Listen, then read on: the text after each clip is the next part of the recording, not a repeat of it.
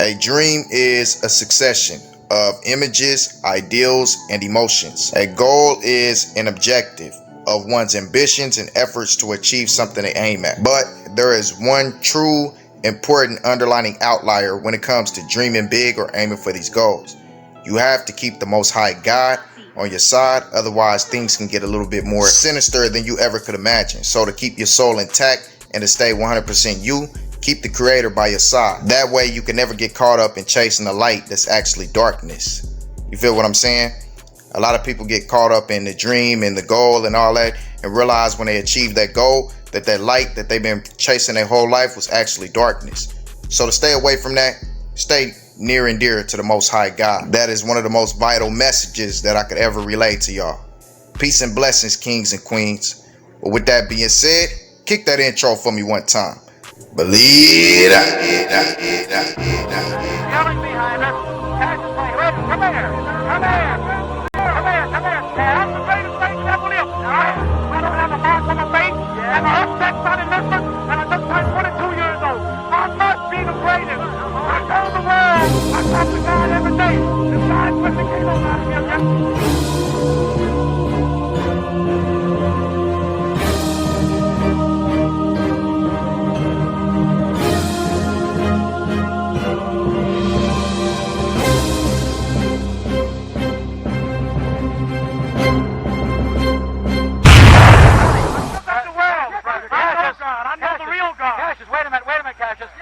What's going on today, folks? It's your boy KingKo back with another video. And for today's topic, we got a few of them. We got that boy Kwame Brown.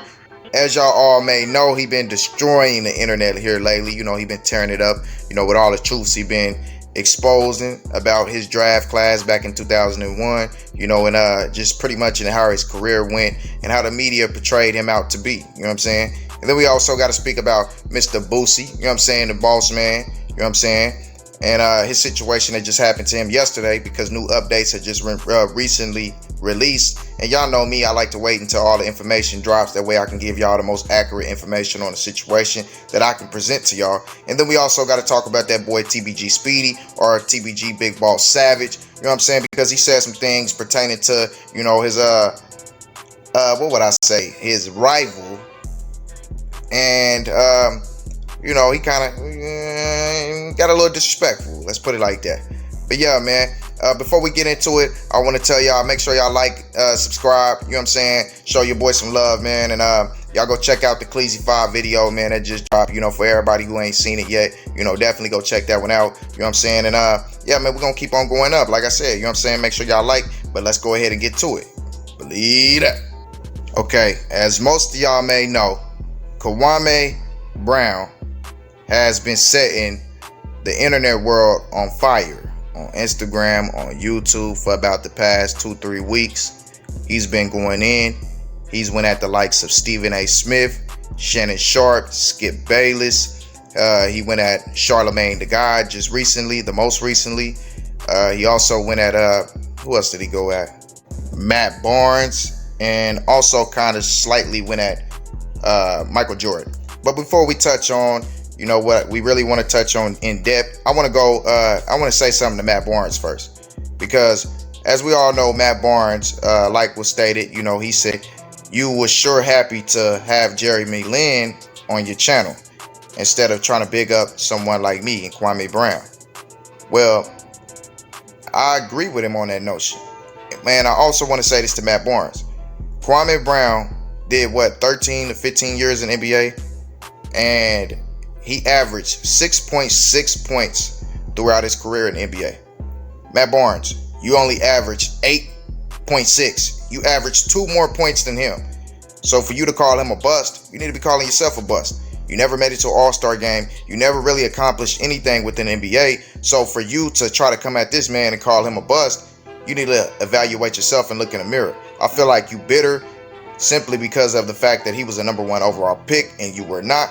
So you feel like you have the right to go at him because you was received and looked at in a good light to the media. You was looked at like an enforcer, like you had your teammates back, and yeah, you was kind of rough. But when it comes to you and Kwame Brown, y'all in two different realms. And not to mention the fact that this man averaged more points per game than you 1 year. He's averaged the most points per game out of between the two of you. He averaged 10.9. Your highest in your career was 10.2. And granted, yeah, you did it 4 times, but are you really a more valuable player than Kwame Brown was? And also, does anybody not understand that we have all heard these rumors since the 90s, since the 80s, about Michael Jordan being this harsh, hardcore type of teammate? He's hard to get along with. And you see most of his former teammates really don't deal with him. You can also see like the tension that he has with Scottie Pippen. Whenever Scottie Pippen chose LeBron over Michael Jordan, even though Michael Jordan is supposed to be his locker room brother, that just shows the shade that he threw at Jordan and the lack of respect that he actually has for him. You know what I'm saying? I can see all through that. I could tell when there's tension. Now you gotta understand, a lot of these men within the NBA masculinized and are feminine. That's why they speak about men behind their backs and saying subliminals, but they don't say what they mean directly and say it with their chest. That's a masculine thing. We say what we mean. We say what's on our mind and on our heart. We speak our truth, when it needs to be. You know what I'm saying? We ain't never gonna send shots subliminally. And if we don't got nothing nice to say and we don't need to say it, we ain't gonna say it at all. We don't talk behind people's back. We ain't petty and messy. That's a feminine trait. But Kwame Brown is a real man. You could tell that he was raised, he had a dad in his life, and he understands, what it means to be a man. And so did Kobe Bryant and Michael Jordan. That's why they were so hard on their teammates, because they replicated what their dad was to them. Their dad was hard on them. And as all humans, we all replicate what we were raised to do, what we seen, what we grow up learning. So you really can't too much blame them for that. But when you hit the stage of a man, you got to learn how to be a leader in a positive way, so that people can follow you in a positive way and not be so hard. But let me get to the point before this run on too long. Shannon Sharp has something to say about Kwame Brown, so Kwame Brown went at him and let him know that he didn't like him. He also went at Skip Bayless. Then he also decided he was going to go at Stephen A. Bashed him the most. You know what I'm saying? And then you get to Charlamagne the God. I put Charlamagne the God and Stephen A. right next to each other so I can tell them both this, because those are two dudes who are highly feminine and do whatever they told, for $1. They sell out for $1. What we call them, starts with a P and ends with a 2. You know what I'm saying? And that's what they do for money. You know what I'm saying? Those type of dudes. And I can never have any type of respect for them, especially Charlamagne. You try to expose this man's father for some stuff that happened back in the day that had nothing to do with him, but it backfired on you. And then he eventually exposed you about what you did to those 2 girls when you slipped something into their drinks and did whatever with them. Yeah, you should still be locked away for that right now. You're a clown, a buffoon, and you don't deserve to be on TV representing our community at all. We do not need you type of men, not even men, I don't know what to call y'all, she-males, a part of our community whatsoever. But yeah, man, with that being said, let's go ahead and move on to the next topic. Believe that. So, reports just came out that happened with Boosie. According to TMZ, Huntsville PD has arrested and charged 22-year-old Christopher Kwan Freeman with, knowing the victim, 20-year-old Randall Strong Jr., lost his life at the hospital. It says that Boosie has found himself right in the middle of, violence again, and occurred on the set of a music video of his, which has left one person seriously injured. It says check out the link to the video, and then it says it's unclear which direction they was firing at. Different people on the set were carrying what appeared to be firearms, but in any case, somebody unloaded at least 1 round for real. It also goes on to state Huntsville PD tells TMZ cops responded to a report of fired around 4:30 p.m.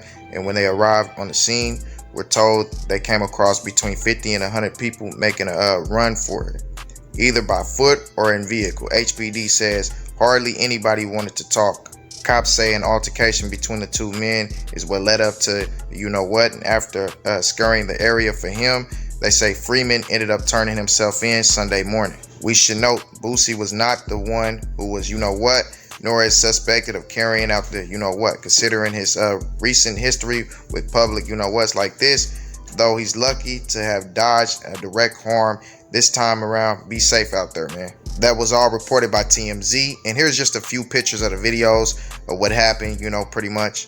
And what I want to say is, man, as you can see, man, there was a whole lot of people out there with slaps on them. So my question is, why is it that, somebody got hit who was with y'all, but nobody clapped back? Like somebody should have, but hey, I don't want to promote any violence. I'm just saying, You know, people always say they with that, you know, they really like that.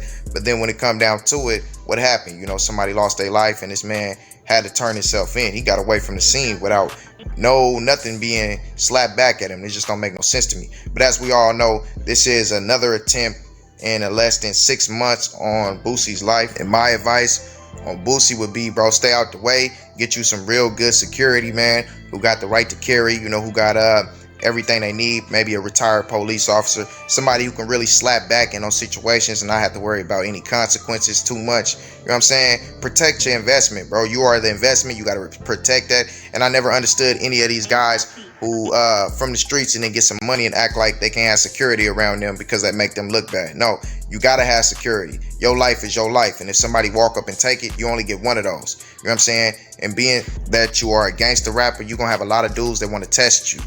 You know, they want to see what you're talking about. They want to see if them lyrics that you explaining is real.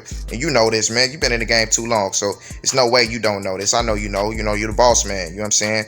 And I know you done been through multiple generations of, you know, beefing with multiple different people. So you know how to conduct this. But when you beefing with somebody you don't know, you got these outlier people who really don't, you don't know, got a problem with you. It's hard, you know, to be on your P's and Q's. But that's the reason why it's best to have security around you, bro. Somebody who can, you know, clap back for you, you know what I'm saying, without any consequences being filed on you. You feel me? But yeah, let's go ahead and move on to the next subject. Believe that. Next up, we got that boy Speedy, aka the real boss Savage, you know, aka TBG Savage. And he has some things to say about the opposition on Instagram. And pretty much, man, y'all know how I feel about, you know, disrespecting, you know, the people that's passed away. I don't rock with that, you know what I'm saying? But, you know, I got to present y'all all the news, so here it is. Stop playing, you hear me? Did my 4/5 daiquiri. Playing my bush on my mama, you hear me? And I got the gang in this, you hear me? And we sticked up in this, you know what I'm saying? It's got blood in it. Got a big fat we smoking on. Big fat we smoking on. Yeah, and we in my people, girl. Just that thug life. On my gang, play wrong. Make the wrong move. Lose your life. Shout out to us.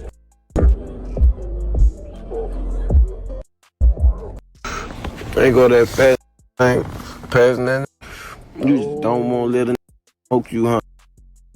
Nigga already you might well let a really smoke you. But I'm gonna go ahead and end the video with this one. Y'all know I'm completely against the disrespecting the deceased thing. You know, I feel like that's just, you know, highly disrespectful. So, you know, with that being said, TBG Speedy, you know, Boss Savage, you know, I rock with you, bruh. Music is hard. Y'all definitely go check that out, man. But I just couldn't rock with this one. But y'all know, man, I got to present all the evidence. You know, we unbiased on this one. You know what I'm saying? We just here, you know, to promote positive thinking and, you know, to teach each other that we can do better. You know what I'm saying? And there's always ways out and routes out of things. But y'all let me know what y'all think on each individual topic, you know, with the Kwame Brown situation and him going at, you know, Stephen A. Smith, Skip Bayless, that boy Matt Barnes, Charlamagne the God, Shannon Sharp, and how he showed love to Jaylen Brown for Jaylen Brown showing him that respect. And what y'all think about Michael Jordan and how Michael Jordan treated him. You know what I'm saying? Because in reality, we all know that story ain't too far-fetched. And just get that man his applause for being a stand-up man and being a man in an industry that's full of a lot of women. You know what I'm saying? Women dressed in male bodies. But yeah, man, then let me know what y'all think about the whole Boosie situation.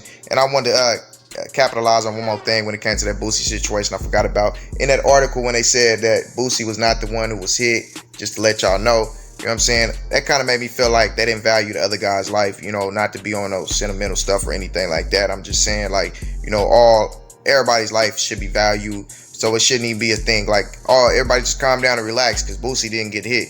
No, that other man's life who lost his life, he deserves some appreciation. Like, man, he deserved to get the same acknowledgement Boosie would have got as if Boosie would have passed. You know what I'm saying? That's all I'm saying. But then, so let me know about what y'all think. You know who, we all know who the fact You know, when they referring to it on both sides, we know which fat when they talking about. You know what I'm saying? NBA OG, you know, in reference to Dump, pretty much. You know what I'm saying?